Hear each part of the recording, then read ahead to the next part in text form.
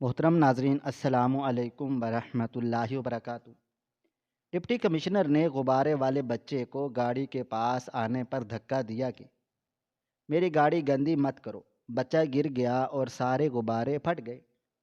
10 سال کے بعد جب ڈی سی صاحب ریٹائرمنٹ کے بعد پینشن کے لیے دفتر کے چکر لگا رہے تھے تو سامنے کرسی پر بیٹھے افسر نے انہیں دیکھتے ہی اپنی سیٹ چھوڑ دی۔ ڈی سی حیران رہ گیا۔ افسر نے روتے ہوئے اپنی دراز سے وہی صبح 7 بجے میں جوگنگ کر کے گھر واپس آیا تھا۔ ابھی گھر میں داخل ہوا جب مجھے اوپر کے کمرے سے چیخ کی آواز سنائی دی تھی۔ میرا دل دھڑکنا بھول گیا تھا۔ میں الٹا سیدھا اوپر کی طرف بھاگا۔ چیخ کی آواز میری بیٹی کے کمرے سے آئی تھی۔ دروازہ کھولا، سامنے وہ بستر پر چڑھی ہوئی تھی۔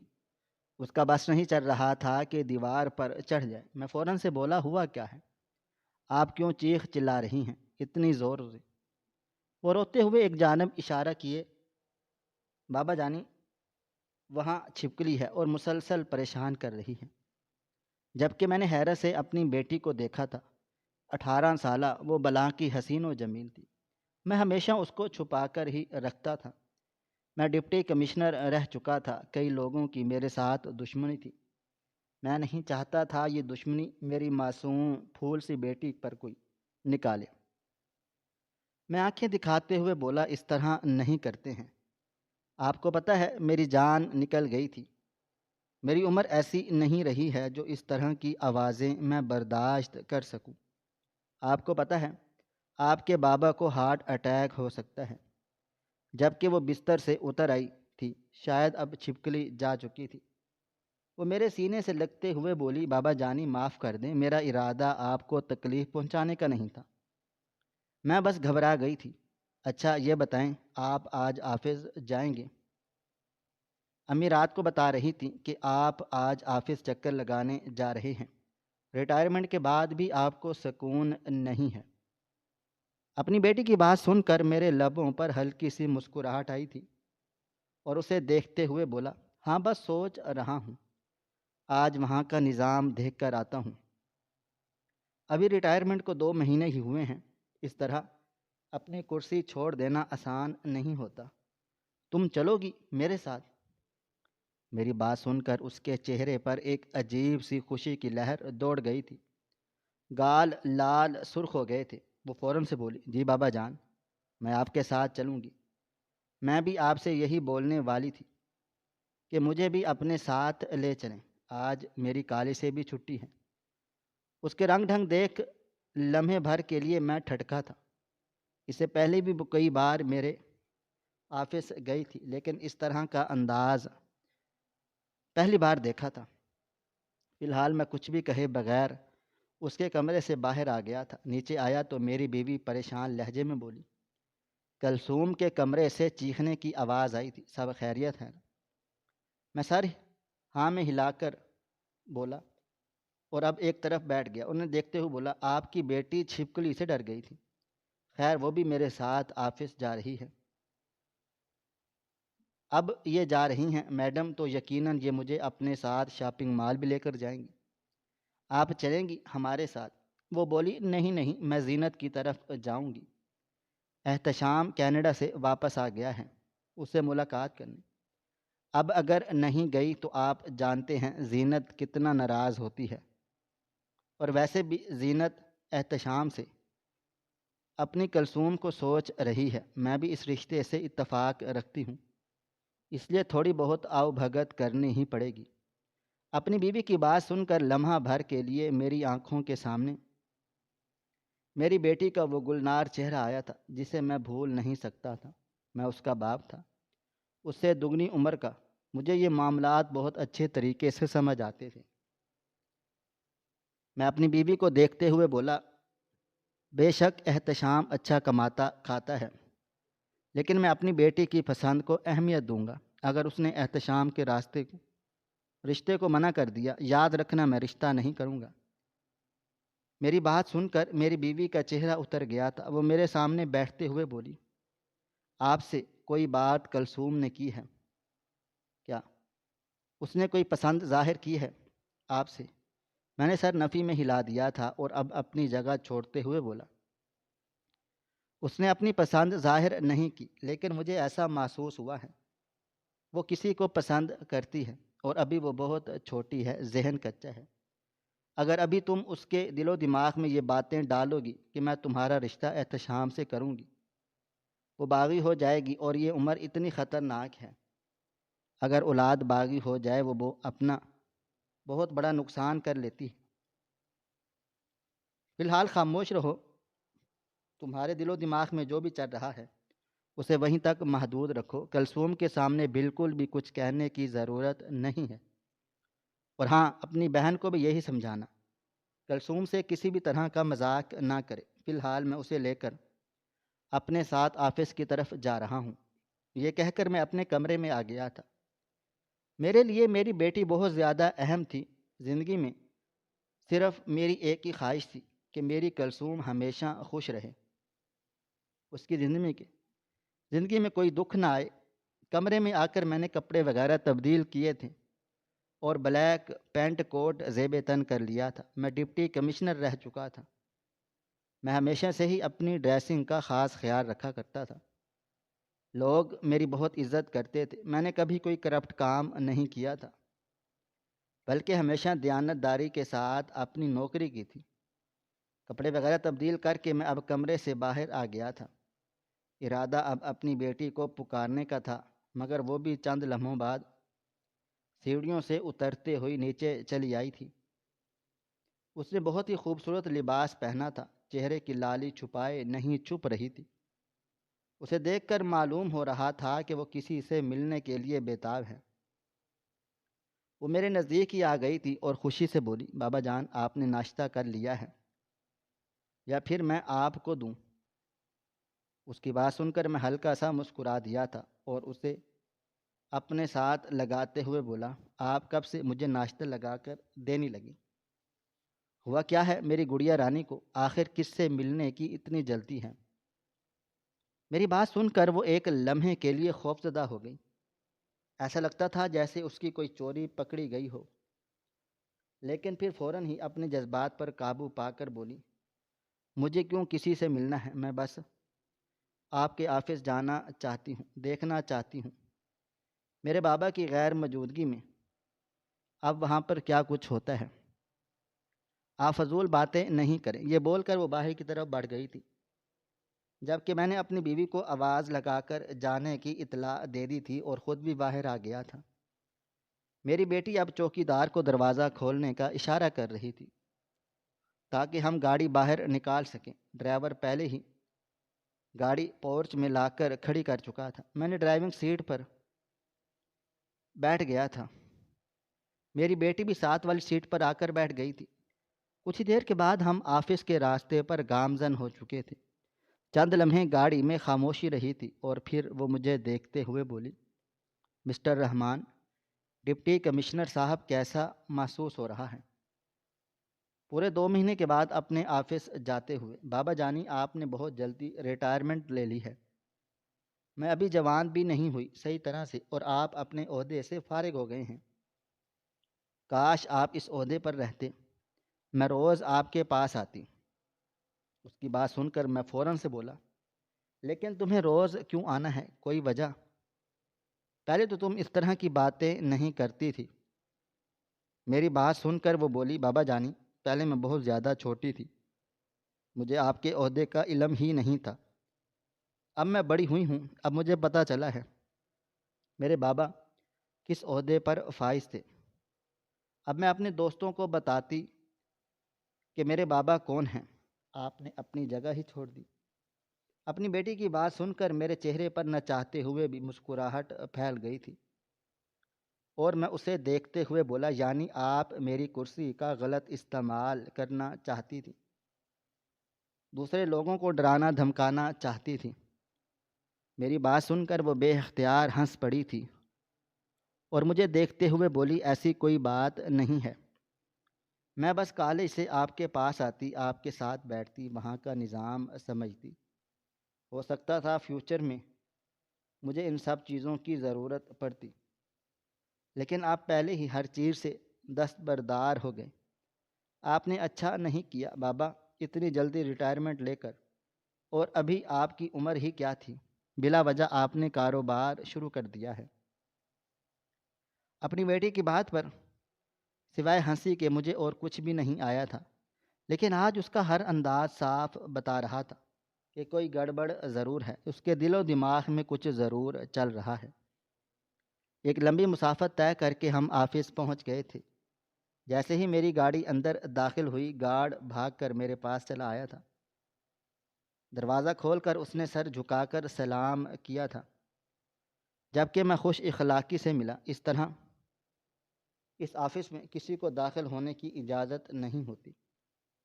میں نے اسے گاڑی پارک کرنے کی چابی دے دی تھی اور اپنی بیٹی کا ہاتھ تھام کر اندر کی طرف بڑھ گیا تھا۔ میرا سب سے بہت اچھا تعلق رہا تھا۔ میں نے کسی کے ساتھ بدتمیزی نہیں کی تھی، اس لیے سب لوگ میری عزت کیا کرتے تھے۔ میں اندر داخل ہوا، وہاں پر موجود کام کرنے والے سب ہی میری اطاعت میں کھڑے ہو گئے تھے۔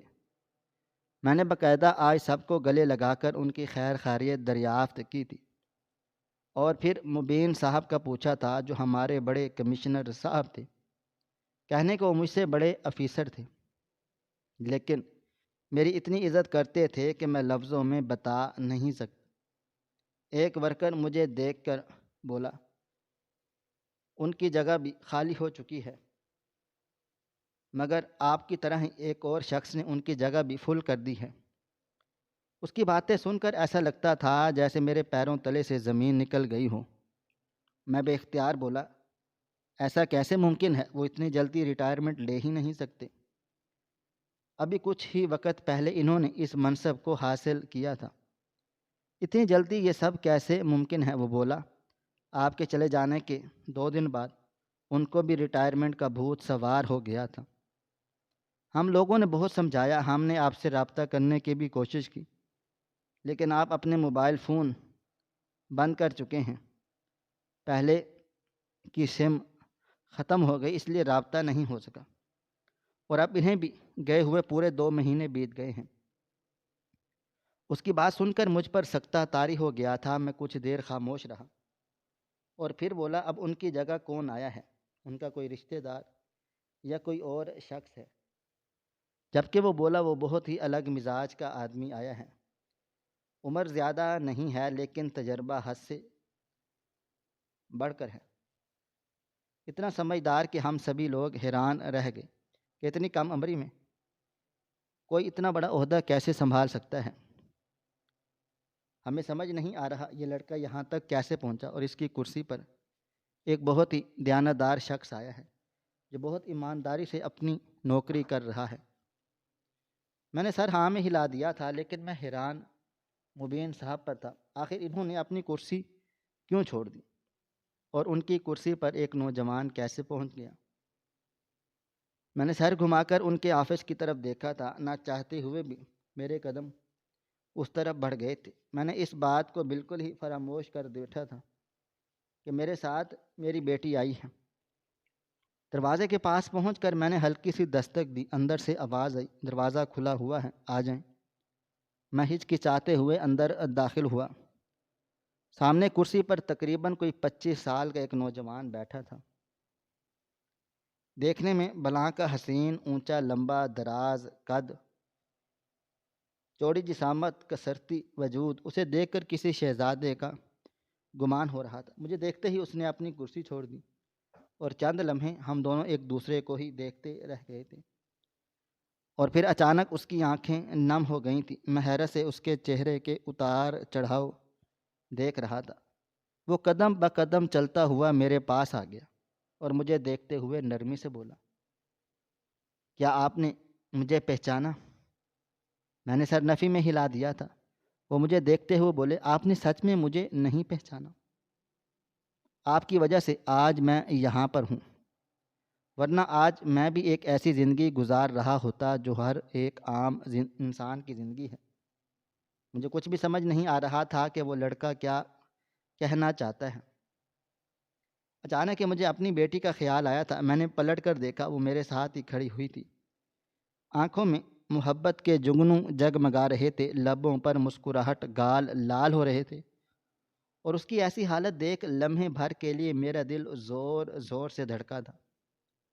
کیا وہ اس شخص کو پسند کر رہی تھی؟ چند لمحے کے لیے میں کچھ بول ہی نہیں پایا تھا۔ مجھے اس لڑکے کی آواز سے ہوش آ گیا تھا۔ وہ مجھے دیکھتے ہوئے بولا، آپ کھڑے کیوں ہیں؟ آئیں بیٹھیں، ہم بیٹھ کر بات کرتے ہیں۔ میں آپ کو بتاتا ہوں میں کون ہوں۔ ہو سکتا ہے کہ آپ کو میں یاد آ جاؤں۔ اگر نہیں آیا تب بھی میرے پاس آپ کے لیے کچھ ہے۔ میں نے سر کو ہاں میں ہلا دیا تھا اور خاموشی سے سامنے رکھی ہوئی 2 کرسیوں پر اپنی بیٹی کے ہمراہ بیٹھ گیا تھا۔ وہ اب گھوم کر واپس اپنی کرسی کے پاس چلا گیا تھا۔ اس نے دراز کھولا تھا اور ایک تصویر نکالی کہ میرے سامنے رکھی ہوئی تھی۔ چند لمحے کے لیے میں کچھ بول نہیں پایا۔ وہ مجھے دیکھتے ہوئے بولا، دیکھیں اس تصویر کو، ہو سکتا ہے 10 سال پہلے کا واقعہ آپ کو یاد آ جائے جس نے مجھے آج یہاں پہنچا دیا ہے۔ اس کی بات سن کر میں نے تصویر کو اٹھایا تھا اور اگلا لمحہ مجھے ماضی میں لا کر کھڑا کر چکا تھا۔ پورے 10 سال پیچھے آج کا دن بہت ہی افراتفری والا رہا تھا۔ اچانک ہی 2 عہدے داروں میں جھگڑا ہو گیا۔ میں ڈپٹی کمشنر تھا، میرا کام انہی سب چیزوں کو سنبھالنا تھا، اس لیے فوراً اپنا آفس چھوڑ کر میں وہاں پہنچا۔ حالات بہت خراب ہو چکے تھے۔ ایک کا کہنا تھا اگر یہ رہا تو میں جاب چھوڑ دوں گا، اور دوسرے کا کہنا تھا کہ میں اسے ختم کر دوں گا۔ اس نے میرے گھر والوں پر انگلی اٹھائی ہے۔ لڑائی جب ہم دونوں کے درمیان تھی، یہ گھر تک کیسے پہنچا؟ مجھے کچھ بھی سمجھ میں نہیں آ رہا تھا، میں کیا کروں؟ تھک ہار کر میں نے اپنے بڑے عہدیدار مبین صاحب کو فون کیا کہ آپ یہاں آئیں، آپ کی مجھے مدد درکار ہے، معاملہ حد سے بڑھ چکا ہے۔ میری بات سن کر وہ کافی خفا ہوئے تھے۔ یہ کام آپ کے ہیں، میں وہاں پر آ کر کیا کروں؟ میں نے جب انہیں صورتحال بتائی تو ان دونوں میں کہ بالکل بھی اتفاق نہیں ہو رہا۔ ہو سکتا ہے ایک دوسرے پر ہاتھ نہ اٹھا لیں، کوئی جانی نقصان نہ پہنچا دیں۔ بہتر ہے بیٹھ کر مسئلے کا حل نکال لیا جائے۔ میری بات سن کر وہ فوراً معاملے کی سنگینی کو پہچان گئے تھے اور فوراً سے بولے، ٹھیک ہے، آپ فی الحال معاملہ کنٹرول کریں، میں کچھ دیر میں پہنچ جاؤں گا۔ میں نے دونوں کو الگ الگ کمرے میں بھیج دیا تھا۔ اب سگریٹ کی طلب ہونے لگ گئی تھی۔ میں وہاں پر کھڑے ہو کر سگریٹ نہیں پی سکتا تھا، اس لیے کمپنی سے باہر آ گیا تھا اور اپنی گاڑی کے پاس کھڑے ہو کر سگریٹ پھونکنے لگا تھا۔ اچانک جب مجھے اپنے پیچھے کسی کی آہٹ محسوس ہوئی، میں نے پلٹ کر دیکھا۔ میرے پیچھے ایک معصوم 15 سال کا بچہ کھڑا ہوا تھا جس کے ہاتھ میں گیس کے غبارے موجود تھے۔ وہ میری گاڑی کو حسرت بھری نظروں سے دیکھتے ہوئے اپنی انگلی ٹچ کر رہا تھا۔ نہ جانے کیوں مجھ میں عجیب سا غرور پیدا ہوا تھا۔ میں اتنا رئیس آدمی، اتنے بڑے عہدے پر، یہ غریب گندے کپڑے والا میری گاڑی کو ہاتھ لگائے گا؟ اس کی اتنی جرأت! یہ سوچ کر میں نے اچانک اسے زور سے پیچھے کی جانب دھکیل دیا تھا۔ شاید وہ اس حملے کے لیے تیار بالکل نہیں تھا۔ اس کے ہاتھ سے سب غبارے چھوٹ گئے تھے اور وہ زمین پر گر چکا تھا، اور میں اس سے دیکھتے ہوئے حقیر لہجے میں بولا، خبردار جو آئندہ کسی بڑے عہدیدار کی گاڑی کے نزدیک آئے، تمہارا دماغ درست کروا دوں گا، سمجھ آئی؟ دور رہا کرو، نہ جانے کہاں کہاں سے اٹھ کر آ جاتے ہیں، اور جب ماں باپ کے اندر پالنے کی سکت نہیں تو پیدا کیوں کرتے ہیں؟ غصے سے میں نے اپنا رخ واپس گاڑی کی طرف کر لیا تھا۔ اسی پل مبین صاحب کی گاڑی آ کر رکی تھی اور میں نے اپنی سگریٹ بجھائی تھی۔ میں ان کے ہمراہ اندر کی جانب بڑھ گیا تھا، جبکہ وہ بار بار پیچھے مڑ مڑ کر دیکھ رہے تھے۔ مجھے ہوش اسی لڑکے کی آواز سے آیا تھا اور میں حال میں لوٹ آیا۔ وہ تصویر اسی منظر کی تھی جب میں نے اس بچے کو دھکیلا تھا اور وہ زمین بوس ہوا تھا۔ شاید وہاں کے CCTV فوٹیج سے لے لی گئی تھی۔ میں نے نظر اٹھا کر اس بچے کو دیکھا۔ وہ سر ہاں میں ہلا کر بولا، میں وہی ہوں جو آپ سوچ رہے ہیں۔ اس دن بہت کچھ ہوا تھا۔ آپ اور مبین انکل کے اندر جانے کے بعد ایک شخص میرے پاس آیا تھا، مجھے اس نے اٹھایا تھا اور کہا اب تم اس روڈ پر نہیں گھومو گے، تم کیا کرتے ہو میرے پاس بتانے کے لیے کچھ نہیں تھا، اس لیے بس خاموش ہو کر جانے لگا تھا، مگر اس نے مجھے سختی سے تھام لیا تھا۔ اس کا کہنا تھا کہ تمہیں مبین صاحب نے اپنے ساتھ آنے کے لیے بولا ہے، اگر تم اس کی بات نہیں سنو گے تمہارا یہاں دنیا میں رہنا مشکل ہو جائے گا۔ وہ بہت بڑے افسر ہیں۔ میں گھبرا گیا تھا۔ میں فوراً سے بولا، میں نے کوئی چوری چکاری نہیں کی، بس گاڑی کو ہاتھ لگایا ہے، اور ہاں اب وعدہ کرتا ہوں کسی گاڑی کی طرف دیکھوں گا بھی نہیں۔ اس وقت میں بہت زیادہ خوف زدہ ہو گیا تھا، لیکن وہ مجھے زور زبردستی گاڑی میں بٹھا چکا تھا۔ تقریباً 1 گھنٹے کے بعد مبین صاحب آئے اور اسی گاڑی میں بیٹھ تھے۔ مجھے اپنی گاڑی میں بیٹھا دیکھ انہوں نے کوئی بات نہیں کی تھی، بس خاموشی سے مجھے سیدھے اپنے بڑے سے گھر میں لے گئے تھے۔ میں نے خواب و خیال میں بھی ایسے گھر کے بارے میں تصور بھی نہیں کیا تھا، ذہن میں بھی دور دور تک ایسی کوئی چیز ہی نہیں تھی۔ 2 دن تک انہوں نے مجھ سے کوئی بات چیت ہی نہیں کی تھی۔ میں ایک کمرے میں منتقل کر دیا گیا تھا جہاں کپڑے، کھانا اور ضرورت کا ہر سامان مجھے دیا جا رہا تھا۔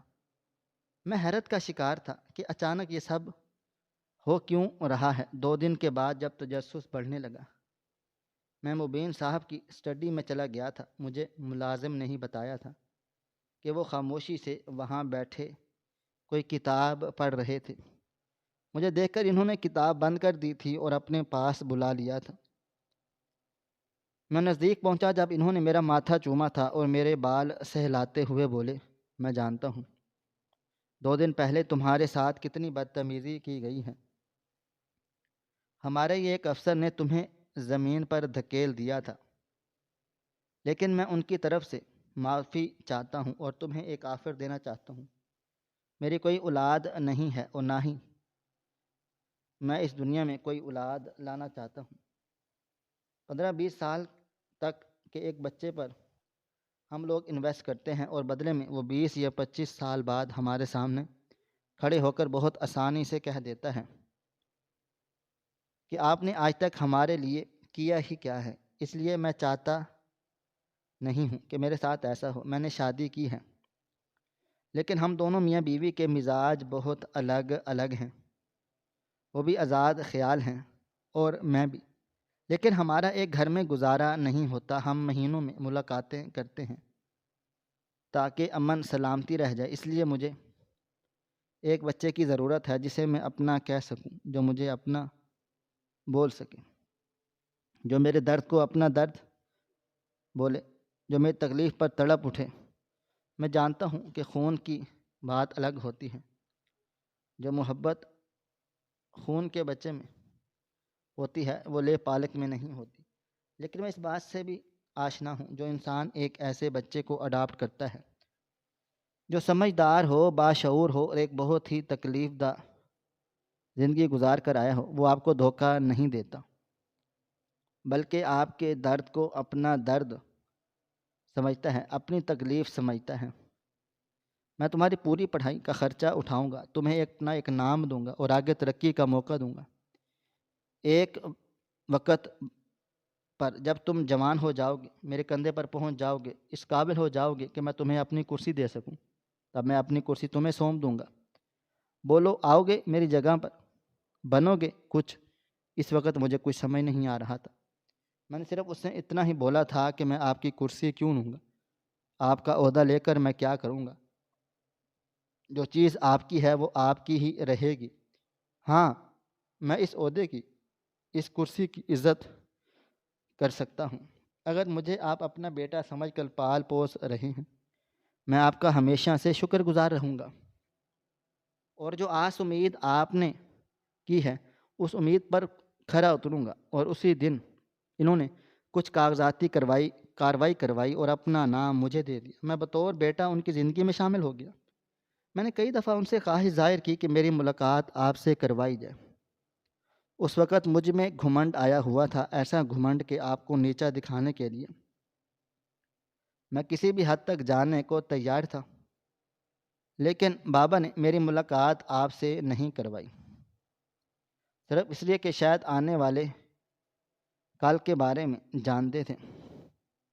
یہ کہتے انہوں نے میری بیٹی کی طرف گہری نظروں سے دیکھا تھا۔ نہ جانے کیوں میرا دل زور زور سے دھڑکا تھا۔ میں نے اپنی بیٹی کی طرف دیکھا، اس کا حال وہی تھا، گال لال، ہونٹوں پر مسکراہٹ، آنکھوں میں چمک، اس کے ہر انداز سے صاف جھلک رہا تھا کہ وہ سامنے بیٹھے شخص کی محبت میں پور ڈوبی ہوئی ہے۔ میں نے دوبارہ اس کی جانب دیکھا، وہ مزید بولا، یعنی آج آپ پینشن کے حوالے سے بھی آئے ہیں؟ شاید میں نے حیرت سے اس کی شکل دیکھی تھی، یہ بات میں نے کسی کو بھی نہیں بتائی۔ پھر اس کو کیسے پتہ؟ وہ بولا، آپ کا مسئلہ حل ہو چکا ہے۔ مجھے معلوم ہے آپ نے 2 مہینے کسی سے رابطہ نہیں کیا، لیکن آپ کے دل و دماغ میں یہی بات تھی کہ آپ کی پینشن اب تک کیوں نہیں پہنچ رہی ہے۔ لیکن ٹینشن نہیں لے، آپ کا مسئلہ حل ہو جائے گا۔ اگلے مہینے سے آپ کو پینشن ملنا شروع ہو جائے گی۔ اگر میرے لائق کوئی اور کام کاج ہو تو مجھے ضرور بتائیے گا۔ بابا جان بالکل ٹھیک ہیں، امی اکثر آپ سے ذکر کرتے ہیں، بتاتے ہیں کہ آپ کتنے ایماندار رہیں اپنی نوکری کے ساتھ، آپ بے فکر رہیں۔ یہاں کے نظام کو میں اچھے طریقے سے سنبھال رہا ہوں۔ فی الحال میری ایک میٹنگ ہے، مجھے اجازت چاہیے۔ ہاں، بس میں اتنا ضرور کہنا چاہوں گا، اس دن کے دھکے کے لیے شکریہ۔ اگر آج یہاں پر میں پہنچا ہوں تو صرف اور صرف آپ کی بدولت۔ اگر آپ مجھے دھکا نہ دیتے میں بابا جان کی نظروں میں نہیں آتا اور مجھے یہ آج عہدہ بھی نہیں ملتا۔ یہ کہتے ہی وہ میرے سامنے سے چلا گیا تھا، اور جبکہ میری بیٹی کھڑی ہو چکی تھی، باقاعدہ گھوم کر اسے دیکھ رہی تھی۔ اس کے چلے جانے کے بعد وہ فوراً باہر کی طرف بڑھنا چاہتی تھی، لیکن میں نے اس کا ہاتھ تھام لیا تھا۔ اس نے اب حیرت سے مجھے دیکھا تھا۔ میں بنا کچھ بھی کہے باہر آیا تھا۔ ارادہ نئے ڈپٹی کمشنر سے ملاقات کرنے کا بھی تھا، لیکن میری ہمت اب کسی سے ملنے کی نہیں ہو رہی تھی۔ اکثر مبین صاحب مجھ سے اپنے بیٹے کا ذکر کیا کرتے تھے، اور کئی دفعہ میں نے ان سے مذاق میں اپنی خواہش ظاہر کی تھی کہ آپ کے بیٹے سے میں اپنی بیٹی کی شادی کرواؤں گا، ہم اپنی دوستی کو رشتہ داری میں تبدیل کریں گے۔ لیکن مجھے بالکل اندازہ نہیں تھا کہ جس شخص کو میں اپنا داماد بنانے کے خواب سجا رہا تھا، آخر وہ کون ہے۔ میرا دل بہت بری طرح سے ڈر چکا تھا۔ کیا یہ شخص میری بیٹی سے بدلہ لے لے گا؟ کیا یہ میری بیٹی کو تکلیف پہنچائے گا؟ آج کل کے نوجوان محض ایک بات کو سر پر سوار کر کے اگلے کی زندگی تباہ و برباد کر دیتے ہیں، اور مجھے بھی اب یہی خیالات آ رہے تھے۔ میری بیٹی گاڑی کے پاس پہنچ کر بولی، بابا وہ کہیں نہیں گئے ہیں، ان کے آفس میں ہی میٹنگ ہے، ہم تھوڑی دیر ٹھہر جاتے ہیں، پھر ان سے اچھی طریقے سے ملاقات کر کے جائیں گے، بلکہ مبین انکل کا نمبر بھی لے لیں گے، آپ ان سے بھی رابطے میں رہا کریں، وہ آپ کے دوست ہیں، دیکھیں وہ آپ کا ذکر کرتے ہیں، یعنی کہ وہ آپ کو یاد کرتے ہیں۔ اپنی بیٹی کی باتیں سن کر میں نے اس کو اب آنکھیں دکھائی تھیں اور نہایت سخت لہجے میں بولا، جو تمہارے دل و دماغ میں چل رہا ہے اس خناس کو نکال دو۔ میں ایسا کچھ بھی نہیں کروں گا جیسا تم سوچ رہی ہو۔ میری بات آئی سمجھ؟ میرے سخت لہجے پر وہ بالکل سن ہو گئی تھی۔ میں نے زندگی میں کبھی بھی اپنی بیٹی سے اس طرح بات چیت نہیں کی تھی، بلکہ ہمیشہ نرمی سے پیش آیا تھا، لیکن آج اس کا رویہ دیکھ میرا دماغ بھول گیا تھا کہ میں نے آج اپنی بیٹی کا رویہ دیکھ اپنی ہی بیوی کو احتشام کے لیے منع کیا تھا۔ حالانکہ میرے دل میں بھی اسی کے خیال تھے، مگر اب میں سوچ چکا تھا کہ گھر جا کر اپنی بیوی سے بات کروں گا کہ ان دونوں کی منگنی کروائی جائے۔ اگر میری بیٹی کے دل و دماغ میں ایسا کچھ بھی چل رہا ہے تو وہ فوراً سے نکل جائے، جانے میں بہتری تھی۔ وہ کم عمر اور ناسمجھ تھی۔ اس عمر میں انسان سے غلطی ہو جاتی ہے، لیکن میں یہ غلطی اپنی بیٹی کو کرنے نہیں دے سکتا تھا۔ ایسے لوگ بدلہ لیتے ہیں اور میں اپنی بیٹی کو بدلے کی زد میں نہیں آنے دے سکتا تھا۔ خاموشی سے ہی سفر طے کیا گیا تھا اور ہم گھر واپس لوٹ آئے تھے۔ میں اور میری بیٹی جیسے ہی گھر میں داخل ہوئے، اگلا لمحہ میرے لیے حیران کن کر دینے والا تھا۔ میرے لاؤنج میں کوئی اور نہیں بلکہ مبین صاحب اپنی بیوی کے ساتھ بیٹھے ہوئے تھے۔ مجھے دیکھتے ہی ان کے چہرے پر مسکراہٹ پھیل گئی تھی۔ وہ میری طرف بڑھتے ہوئے بولے، کیا حال ہے صاحب؟ ہمیں آپ بھول ہی گئے۔ بولا تھا کہ ریٹائرمنٹ کے بعد رابطے میں رہو گے۔ کتنا میں نے تم سے کانٹیکٹ کرنے کی کوشش کی، لیکن تم منظر سے ایسے غائب ہوئے، تمہارا کچھ پتہ ہی نہیں چلا، اور آج آفس گئے تھے، مجھے کم از کم ایک میسج کر دیتے، میں بھی آ جاتا۔ میں نے بہت مشکلوں سے اپنے جذبات کا حکم کیے تھا اور انہیں دیکھتے ہوئے بولا، آپ نے ابھی بھی ریٹائرمنٹ دے دی اور آپ نے مجھے بتایا بھی نہیں۔ مجھ سے تو بولا تھا کہ ابھی آپ کا ارادہ نہیں ہے۔ میری بات سن کر ان کی بیوی بولی، بھائی صاحب آپ جانتے ہیں ان کے جلد باز دماغ کو میں نے بھی بہت سمجھایا تھا، لیکن اپنے بیٹے کے معاملے میں یہ کسی کی بھی سنتے بھی نہیں ہیں۔ ان کے بیٹے نے یہ خواہش ظاہر کی تھی کہ اب نتیجہ دیکھ لیں۔ وہ ان کی کرسی پر بیٹھ کر عیش کر رہا ہے اور یہ خالی ہاتھ رہ گئے۔ اس لیے کہتے ہیں کہ انسان کو جلد باز نہیں ہونا چاہیے۔ اپنی بیوی کی بات سنتے ہی مبین صاحب نے سر نفی میں ہلا دیا تھا اور مجھے دیکھتے ہوئے بولے، میرا بیٹا عیش نہیں کر رہا بلکہ اپنا فرض نبھا رہا ہے۔ جس طرح میں ڈیوٹی کر کے آتا ہوں اس طرح وہ بھی کر رہا ہے، اور اب خیر سے اس نے میرا کاروبار بھی شروع کر لیا ہے اور اسے بھی سنبھال رہا ہے۔ اس نے مجھ سے کوئی بات چیت ظاہر نہیں کی تھی، بلکہ میں نے اس سے خواہش ظاہر کی تھی کہ اب تم جوان ہو چکے ہو، پڑھائی مکمل ہو چکی ہے، بہتر ہوگا تم اپنی کرسی سنبھال لو۔ اس کے بعد اس نے جا کر کہیں ہاں کہی تھی۔ وہ تب بھی راضی نہیں ہوا تھا۔ آپ بلا وجہ الٹی سیدھی باتیں کر کے دلوں میں نفرت پیدا نہ کرو۔ وہ اپنی بیوی سے کافی سخت لہجے میں بولے تھے۔ میں نے ماحول کی نزاکت کو سمجھتے ہی مبین صاحب کا ہاتھ تھام لیا اور ان کو دیکھتے ہوئے بولا، غصہ کیوں ہوتے ہیں؟ اتنے دنوں بعد ملاقات کر رہے ہیں اور آپ غصہ کر رہے ہیں۔ بیٹھیں، بتائیں کیا لیں گے، ٹھنڈا یا گرم؟ جبکہ وہ بولے، ہم چائے پی چکے ہیں، تمہارا ہی انتظار کر رہے تھے۔ تم سے آج بہت ضروری بات کرنی ہے، بلکہ تمہارا ہی خواب پورا کرنا ہے، اس لیے آج میں تمہارے سامنے حاضر ہوں۔ ان کی بات سن کر مجھ پر سکتہ طاری ہو گیا تھا۔ میری بیٹی کا ہاتھ مانگیں گے، کچھ سوچ کر میں نے اپنی بیٹی کو دیکھا تھا اور فوراً سے بولا، اوپر جاؤ، جب ضرورت ہوگی میں تمہیں بلا لوں گا۔ کلثوم کو شاید میری بات بری لگ گئی تھی، وہ بنا کچھ بھی کہے جانے لگی، مگر اچانک مبین صاحب بولے، کہیں جانے کی ضرورت نہیں ہے، تمہاری بیٹی کے سامنے ہی میں یہ بات کرنا چاہتا ہوں۔ آج کا دور ایسا ہے کہ بچوں سے باتیں نہیں چھپانی چاہیے۔ میں نے بچوں سے باتیں چھپا کر آپ صرف اور صرف ان کا دل دکھاتے ہیں اور انہیں مصیبت میں ڈال دیتے ہیں۔ اگر ان کی مرضی نہیں ہوگی تو اس میں کوئی بڑا فیصلہ بھی نہیں لوں گا۔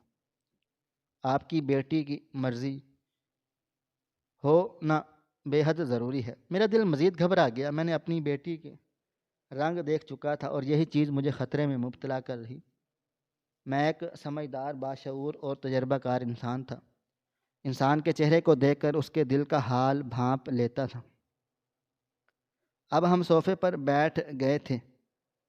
میری بیوی بیٹی میرے ساتھ ہی لیٹی تھی،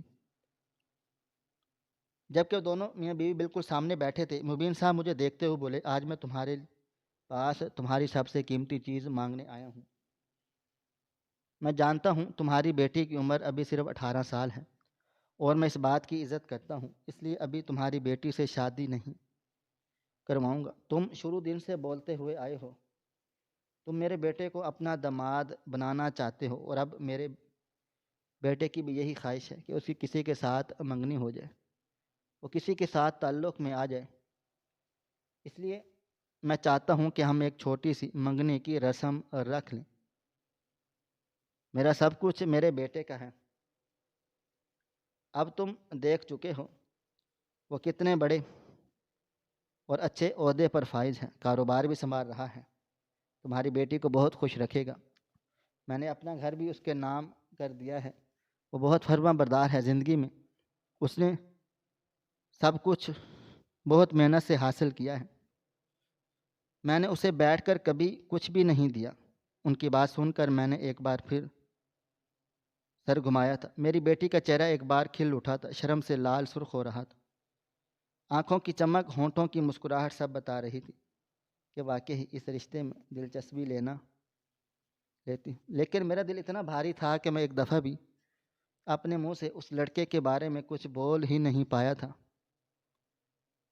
میری بیوی کا حال بھی میری بیٹی سے مختلف نہیں تھا، اتنا اچھا رشتہ اگر بیٹھے بٹھائے مل جائے، وہ بھی جوان جہان خوبصورت لڑکے کا، کون ماں باپ ایسے رشتے کو ٹھکرائیں گے؟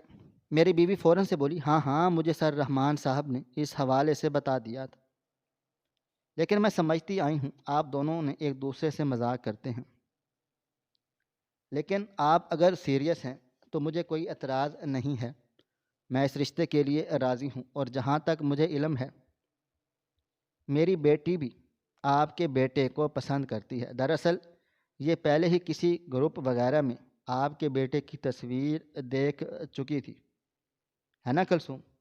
اپنی بیوی کی بات سن کر میں ہوش میں نہیں آیا تھا، جبکہ میری بیٹی سر کو ہلکی سی جنبش دے کر اپنی جگہ سے کھڑی ہو گئی تھی اور شرماتی ہوئی اپنے کمرے میں چلی گئی تھی۔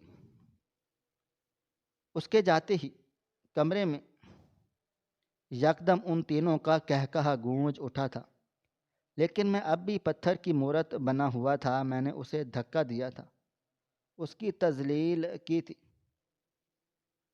ہاں وہ اس واقعے کے بعد ہی نظروں میں آیا تھا، لیکن کیا وہ میری بیٹی کو سزا نہیں دے گا؟ کیا وہ اسے واقعی خوبصورتی کے ساتھ سنوارے گا؟ میرے دل و دماغ میں کئی طرح کے خیالات آ رہے تھے۔ فی الحال میں نے مبین صاحب کو کوئی جواب نہیں دیا تھا، بس ان سے وقت مانگا تھا۔ وہ حیران ہوئے تھے، بیوی کا حال بھی کچھ ایسا ہی تھا، لیکن فی الحال مجھے تھوڑا سا وقت چاہیے تھا۔ 2 دن خاموشی سے گزر گئے تھے، مجھے معلوم تھا کہ میری بیٹی مجھ سے بات کرنا چاہتی ہے، وہ اپنے دل کی بات مجھے بتانا چاہتی ہے، لیکن میں اسے کوئی موقع ہی نہیں دے رہا تھا۔ آج معمول کا ہی دن تھا، میں شام کی چائے اپنے گھر کے لان میں بیٹھا پی رہا تھا جب میرے گھر کے دروازے کھلے تھے اور ایک چمکتی ہوئی گاڑی میرے پورچ میں آ کر رکی تھی۔ اجنبی گاڑی کو دیکھ کر میں تھوڑا سا حیران ہوا تھا کہ آخر گارڈ نے کس کو اندر آنے کی اجازت دے دی ہے، اور اگلے ہی پل گاڑی سے کوئی اور نہیں بلکہ وہی لڑکا اترا تھا، یعنی مبین صاحب کا بیٹا شمس۔ اسے دیکھ میں اپنی جگہ سے کھڑا ہو گیا، وہ قدم بقدم چلتا ہوا میرے پاس آیا، ہاتھ بڑھا کر دھیمی آواز میں بولا، کیسے ہیں سر آپ؟ امید کرتا ہوں خیر و عافیت سے ہوں گے، آپ سے مجھے تھوڑی سی بات چیت کرنی ہے، اجازت ہو بیٹھ جاؤں؟ میں نے سر ہاں میں ہلا دیا تھا۔ وہ مجھے دیکھتے ہوئے بولا، دراصل مجھے بابا جان نے بتایا ہے کہ 2 دن پہلے انہوں نے آپ سے میرے رشتے کی بات کی ہے اور آپ نے کوئی جواب نہیں دیا۔ مجھے معلوم ہے آپ کیوں گھبرائے ہوئے ہیں، لیکن میں آپ سے تھوڑی تفصیل سے بات کرنا چاہتا ہوں، میں بیٹھ جاؤں؟ میں نے ایک بار پھر سر ہاں میں ہلایا تھا اور وہ اب بیٹھ گیا تھا، مجھے بھی بیٹھنے کا اشارہ کرنے لگ گیا تھا، اس لیے میں چپ چاپ میں بھی بیٹھ گیا تھا۔ دونوں کے درمیان کچھ دیر خاموشی رہی اور پھر وہ مجھے دیکھتے ہوئے بولا، یقیناً آپ کے دل و دماغ میں یہی چل رہا ہے کہ میں آپ کی بیٹی سے شادی کر کے اسے بدلے کی نظر کروں گا، لیکن میں حیران اس بات پر ہوں کہ آپ نے ایسا سوچا کیوں؟ یعنی آپ کے دل میں یہ خیال ہے کہ آپ نے جو میرے ساتھ 10 سال پہلے کیا تھا وہ غلط تھا؟ اگر آپ کے دل و دماغ میں ایسا کوئی خیال ہے تو آپ مجھ سے معافی مانگ سکتے تھے، ہم بات کو ختم کر سکتے تھے، لیکن آپ دل میں لے کر بیٹھ گئے، یہ کوئی طریقہ کار نہیں ہے اور نہ ہی کوئی اچھا طریقہ کار ہے۔ اس کی بات سن کر میں فوراً سے بولا، مجھے نہیں پتہ تھا کہ تم مبین صاحب کے بیٹے ہو، مبین صاحب اور میری بہت اچھی یاری دوستی رہی ہے۔ ہم دونوں نے کئی سال پہلے ہی اس بات کو طے کر لیا تھا کہ اپنے بچوں کی شادیاں ہم لوگ آپس میں کریں گے، لیکن مجھے نہیں پتہ تھا کہ تم ان کی اولاد ہو۔ میں اپنی شرمندگی غلطی پر شرمندہ ہوں۔ مجھے اس طرح دن میں تمہیں دھکا نہیں دینا چاہیے تھا، اس دن اتنا حقیر نہیں سمجھنا چاہیے تھا، مجھے معاف کرنا۔ لیکن واقعی میرے دل میں یہ ڈر بیٹھ چکا ہے کہ تم بدلے کے لیے میری بیٹی کے ساتھ برا کرو گے۔ میری بات سن کر اس نے سر نفی میں ہلا دیا تھا اور مجھے دیکھتے ہوئے بولا، آپ کو پتہ ہے آپ کی بیٹی اور میں پورے 1 سال سے ریلیشن میں ہیں۔ ہماری ملاقات اس کے کالج میں ہوئی تھی اور میں وہاں چیف گیسٹ کے طور پر گیا تھا، اور اس دن کے بعد سے ہم دونوں کے درمیان تعلق اتنا گہرا ہو گیا تھا کہ اب اس کے بغیر رہنے کا تصور بھی نہیں کر سکتا۔ آپ کو نہ بتانے کا مقصد صرف یہی تھا کہ آپ بابا ہیں اس کے، آپ کو یہ باتیں بری لگیں گی کیونکہ وہ بہت چھوٹی ہے۔ میں نے بھی اس بات کا اظہار اسی لیے نہیں کیا تھا، میں بس اس کے بالغ ہونے کا انتظار کر رہا تھا۔ پھر اتفاقی طور پر آپ نے ریٹائرمنٹ دے دی، بابا جان نے بھی دے دی، اور میں ان کی جگہ آ گیا، ورنہ میرا ارادہ بزنس سنبھالنے کا تھا۔ میں آپ سے وعدہ کر رہا ہوں کہ آپ کی بیٹی کا بہت زیادہ خیال رکھوں گا، اسے تکلیف نہیں پہنچاؤں گا۔ مجھے پتہ ہے اگر آج میں آپ کی بیٹی کو تکلیف پہنچاؤں گا تو کل رب العالمین مجھے بھی بیٹی دے دے گا، اور اگر میری غلطی کی سزا میری بیٹی کو ملے تو میں کیسا محسوس کروں گا۔ میں نے 15 سال تک یتیمی کی زندگی گزاری ہے، مجھے پتہ ہے کہ ایک بچے کو کتنی تکلیف ہوتی ہے جب اسے اس طرح سے حقیر نظروں سے دیکھا جاتا ہے، اسے تکلیف دکھ دی جاتی ہیں، اسے کوسا جاتا ہے۔ آپ نے محض دھکا دیا تھا، میرے ساتھ تو کچھ بھی نہیں ہوا، اور مارا گیا، ذلیل کیا گیا، بے یار و مددگار کیا گیا۔ آپ کا دھکا دینا میرے لیے بہت مفید ثابت ہوا، میری پوری زندگی بدل گئی۔ میں ہمیشہ آپ کا احسان مند رہوں گا، آپ پریشان نہ ہوں، بس ہاں کہہ دیں، کیونکہ آپ کی بیٹی مجھ سے بہت زیادہ پیار کرتی ہے اور میرے بغیر رہنے کا تصور بھی نہیں کر سکتی۔ اس کی زندگی کا آغاز ہے، وہ ابھی اگر کسی درد سے گزر گئی تو یاد رکھیے گا ساری زندگی وہ اس درد کو سینے سے لگا کر بیٹھ جائے گی اور پھر بہت مشکلوں سے آگے بڑھے گی۔ میں اسے شادی نہیں کر رہا، ابھی صرف ہم منگنی کر لیں گے، اگلے سال تک نکاح، تب بھی رخصتی نہیں ہوگی، جب آپ بولیں گے تب رخصتی ہوگی۔ میں صرف اور صرف اسے اپنے ساتھ رکھنا چاہتا ہوں کیونکہ میں جانتا ہوں کہ وہ بہت حساس دل کے مالک ہیں اور اس کی ذرا سی تکلیف مجھ سے برداشت نہیں ہوتی۔ بس آپ سے اتنا کہوں گا کہ آپ مجھ پر بھروسہ رکھیں، میں آپ کی بیٹی کو ذرا بھی تکلیف نہیں پہنچاؤں گا، میں اس سے بھی بہت پیار کرتا ہوں۔ اس کی باتیں میرے دل و دماغ میں اتر گئی تھی، میں نے بے اختیار اس سے ہاتھ ملا لیا تھا۔ تقریباً 1 ہفتہ میں بس خاموش رہا تھا، اپنی بیٹی سے بھی بات کی تھی، اس نے بھی مجھے سچائی بتا ڈالی تھی۔ میرے دل کو تھوڑی سی ٹھیس پہنچی تھی کہ 1 سال سے وہ کسی کے ساتھ تعلق میں تھی اور مجھے پتہ ہی نہیں چلا تھا، لیکن میں ایک سخت باپ کی طرح اس پر پہرے نہیں بٹھائے تھے بلکہ اس کے جذبات کو سمجھ کر فیصلہ کر لیا تھا اور اپنی طرف سے رضامندی ظاہر کر ڈالی تھی۔ 2 ہفتے کے بعد میں نے اور مبین صاحب نے مل کر اپنے بچوں کی منگنیاں کروا دی تھی۔ مجھے لگا تھا یہ سب ایک ڈرامہ ہوگا، لیکن ایسا نہیں ہوا تھا۔ وہ واقعی بہت اچھا انسان تھا، میرا دھکا دینا اس کی زندگی بدل چکا تھا۔ حالانکہ میں نے بہت غلط کام کیا تھا، لیکن اس نے میری چیز کو پازیٹیو لیا تھا۔ جو انسان مثبت سوچ کا مالک ہو وہ کبھی بھی گمراہی کی جانب نہیں جاتا۔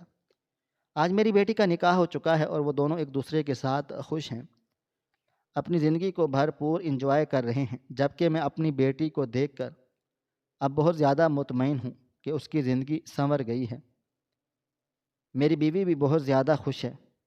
ہاں، اس کی بہن تھوڑی سی ناراض رہتی ہے کہ جب وہ اپنے بیٹے کے لیے بول چکی تھی تو ہم نے کسی اور کو اس کا ہاتھ کیوں دیا۔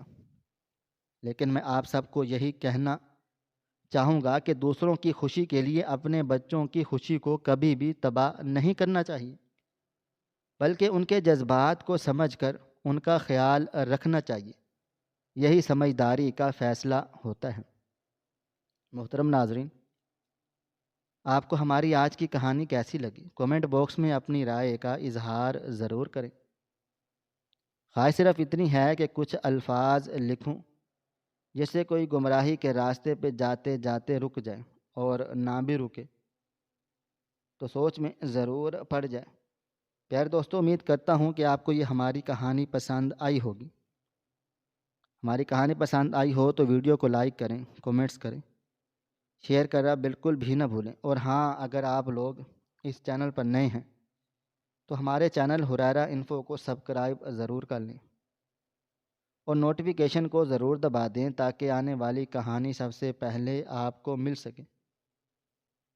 ملتے ہیں کل ایک نئی اور دلچسپ کہانی کے ساتھ، تب تک اپنا ڈھیر سارا خیال رکھیے گا۔ اللہ حافظ۔